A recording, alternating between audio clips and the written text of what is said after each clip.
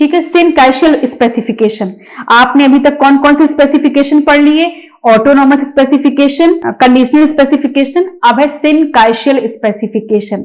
सिनकाइशियल specification का मतलब ये होता है, सिनकाइशियम एक स्ट्रक्चर होता है, सिनकाइशियम एक स्ट्रक्चर होता है। उस स्ट्रक्चर का मतलब होता है कि कोई सेल है और सेल में मान लीजिए कि ये एक न्यूक्लियस है, ठीक है, ये सेल में न्यूक्लियस है। अब ये न्यूक्लियस सिर्फ डिवाइड कर रहे हैं, ठीक है, न्यूक्लियस डिवाइड कर रहे हैं, लेकिन इनमें साइटोकाइनेसिस नहीं हो रही है। मींस कि कैरियोकाइनेसिस तो हो रही है लेकिन साइटोकाइनेसिस नहीं हो रही है। तो इस स्ट्रक्चर को बोला, सिन मतलब जोड़ना, कैल्शियम मतलब न्यूक्लियस। तो इस तरीके से क्या हुआ, बहुत सारे न्यूक्लियस एक सेल के अंदर पाए जाते हैं, उस स्ट्रक्चर को बोला जाता है सिनकाइशियम। ठीक है, हम लोग जब अभी ड्रोसोफिला पढ़ेंगे तो हम वहां पे, सॉरी स्पेलिंग गलत हो गई, सिनकाइशियम, ठीक, ड्रोसोफिला पढ़ेंगे तो वहां पे हम इसके बारे में आपको बहुत डिटेल में बताएंगे। सिनकाइशियम स्पेसिफिकेशन का मतलब ये होता है कि एक्चुअली में ये कॉम्बिनेशन होता है ऑटोनॉमस स्पेसिफिकेशन और कंडीशनल स्पेसिफिकेशन का।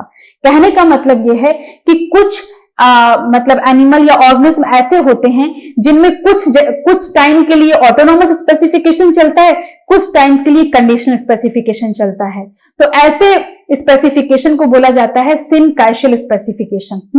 और ये ज्यादातर इंसेक्ट इंक्लूडिंग ड्रोसोफिला, ठीक है, इंसेक्ट में ये मोस्ट कॉमन, ये इंसेक्ट का कैरेक्टरिस्टिक्स होता है syncytial specification. Cell nuclei is not controlled development but controlled by cytoplasmic determinant.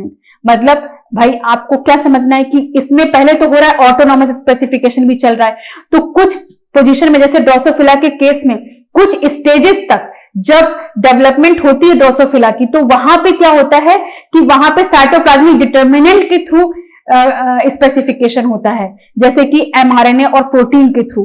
लेकिन जब बॉडी रीजन बनने वाला होता है तो फिर कंडीशनल स्पेसिफिकेशन लगने लगता है। अब ये एक ड्रोसोफिला का स्ट्रक्चर बना है, ठीक, इस ड्रोसोफिला के स्ट्रक्चर में अब इसमें क्या है कि सिनकाइशियल स्पेसिफिकेशन और कंडीशनल स्पेसिफिकेशन दोनों लग रहा है। सिनकाइशियल स्पेसिफिकेशन कब तक लगता है? देखिए ये क्या होता है कि जब हम ज्यादा अच्छे से आपको ड्रोसोफिला के ही केस में समझ में आएगा कि ये एक ड्रोसोफिला का मान लीजिए एक एग है, ठीक है, मतलब कि यहाँ पे फर्टिलाइजेशन हो गया, बन गया 2n नंबर बन गया।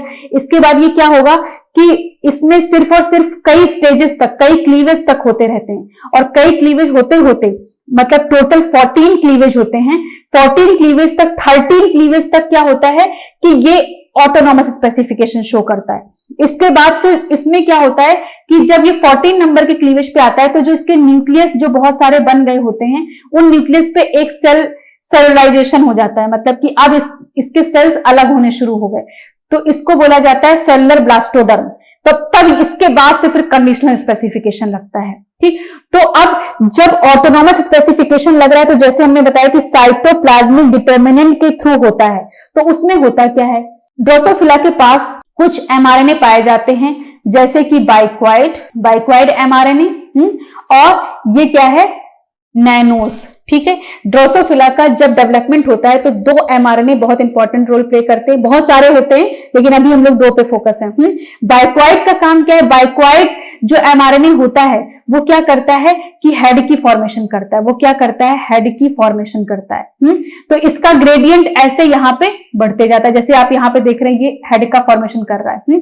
इसके बाद जो नैनोज होता है वो टेल का फॉर्मेशन करता है, जो यहाँ पे नैनोज है वो टेल का फॉर्मेशन करता है। तो किसी भी ड्रोसोफिला में क्या क्या स्ट्रक्चर होता है, एक एक्क्रॉन होता है, मतलब एकदम एक्सट्रीमिटीज होते हैं। एक्क्रॉन क्या होते हैं, एंटीरियर एक्सट्रीमिटीज होते हैं एक्क्रॉन, जैसे कि ऐसा स्ट्रक्चर होता है। इसके बाद हेड होता है, थोरैक्स होता है, एब्डोमेन होता है और टेल्सन मतलब टेल होता है। ये किसी भी ड्रोसोफिला का स्ट्रक्चर में ये पार्ट होते हैं। अब हेड जो होता है, हेड बनाने के लिए कौन से एमआरएनए की जरूरत है, बाइक्वाइड। ये बाइक्वाइड और नैनोस कहां से आते हैं, ये ड्रोसोफिला का जो एग होता है मैटरनल, जबकि अभी फर्टिलाइज भी नहीं हुआ है, उसके पहले ही ये मैटरनल जो साइटोप्लाज्मिक डिटर्मिनेंट है वो पाए जाते हैं। और ये साइटोप्लाज्मिक डिटर्मिनेंट जब ड्रोसोफिला में फर्टिलाइजेशन स्पर्म के थ्रू हो जाता है तो ये प्रोटीन में चेंज हो जाते हैं और फिर ये बनाते हैं हेड और टेल। समझ में आया कि अभी ये क्या है, ऑटोनॉमस स्पेसिफिकेशन। ऑटोनॉमस स्पेसिफिकेशन का मतलब क्या हो गया कि साइटोप्लाज्मिक डिटर्मिनेंट के थ्रू। तो साइटोप्लाज्मिक डिटर्मिनेंट के थ्रू कैसे हो सकता है कि ये जो साइटोप्लाज्मिक, इसमें जो एग होता है, मैच्योर एग होता है, उसके पास बाइक्वाइड और नैनोज एमआरएनए के फॉर्म में पाए जाते हैं। फिर इससे स्पर्म फर्टिलाइज करता है। तो ये जो बाइक्वाइड और नैनोज हैं ये प्रोटीन फॉर्म में चेंज हो जाते हैं, एमआरएनए ट्रांसलेशन करके प्रोटीन बना लेगा और वो प्रोटीन हेड का फॉर्मेशन और टेल का फॉर्मेशन करता है।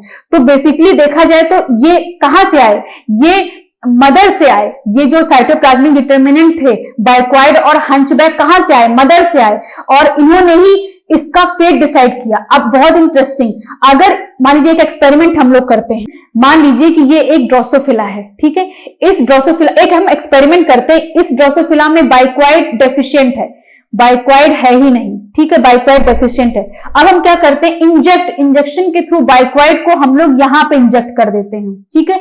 तो हम लोग क्या देखेंगे कि हेड, जो नॉर्मल ड्रोसोफिला था उसमें हेड यहां पे बन रहा था बाइक्वाइड की वजह से। अभी इस ड्रोसोफिला में बाइक्वाइड नहीं है और हमने बाइक्वाइड बीच में कर दिया, तो अब क्या बनेगा कि ऑटोनॉमस स्पेसिफिकेशन के अकॉर्डिंग हेड यहां पे बन जाएगी। अगर हमने बाइक्वाइड यहां पे इंजेक्ट किया तो हेड पीछे की तरफ बन जाएगी, टेल की तरफ बन जाएगी, क्योंकि ये डिपेंड किस पे करा, ऑटोनॉमस स्पेसिफिकेशन पे।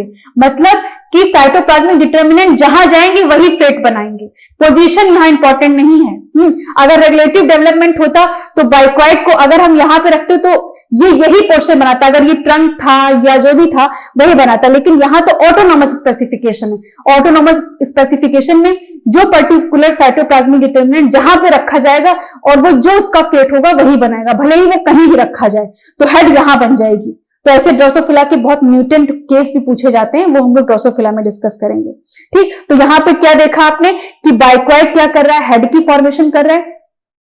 और यहां पे देखिए कि कुछ स्टेजेस तक, अप्रोक्सीमेटली 9th स्टेज तक जब क्लीवेज होता है, 9th क्लीवेज तक ये सिर्फ न्यूक्लियाई जो हैं बहुत सारे सिर्फ डिवाइड होते रहते हैं। तो क्या होता है, सिर्फ कैरियोकाइनेसिस होती है लेकिन साइटोकाइनेसिस नहीं होती है, ठीक। तो इस स्ट्रक्चर को बोला जाता है सिनकाइशियम, क्योंकि यहां पे क्या होगा, बहुत सिन मतलब जुड़ना और काइशियम मतलब न्यूक्लियस, बहुत सारे न्यूक्लियस यहाँ पे एक ही सेल के अंदर हैं।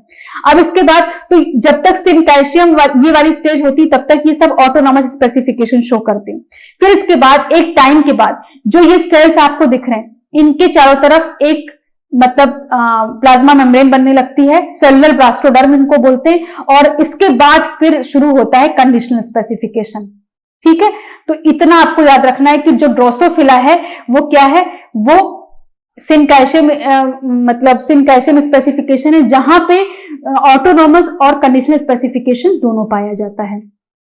जैसे कि यहां पे हम लोग देख सकते हैं कि अब यहां पे आपको समझ में आ गया कि साइटोप्लाज्मिक डिटर्मिनेंट पहले कंट्रोल करते हैं डेवलपमेंट को, जैसे कि बाइक्वाइड और नैनोज जिस भी रीजन में होंगे वही स्पेसिफाई करेंगे। अगर नैनोज को हम हेड रीजन में रख देंगे तो टेल आगे की तरफ बनने लगेगी, ठीक है। और साइटोप्लाज्मिक रीजन प्रायर टू सेलुलाइजेशन कब तक ये रहता है, जब तक सेलुलाइजेशन नहीं होता, जो हमने न्यूक्लियस आपको बताया ये कि जब ये न्यूक्लियस के ऊपर जब तक बाउंड्री नहीं होती है उसके पहले तक सारा क्या होता है, ऑटोनॉमस स्पेसिफिकेशन चलता है। इसके बाद जब सेलुलर ब्लास्टोडर्म बन जाता है तो कंडीशनल स्पेसिफिकेशन चलने लगता है।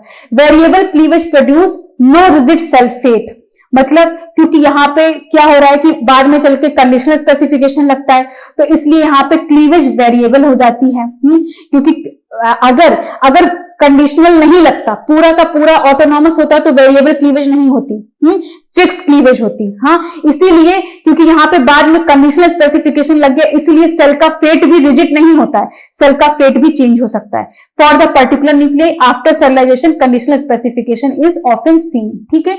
तो ये सिनकाइशियल स्पेसिफिकेशन था।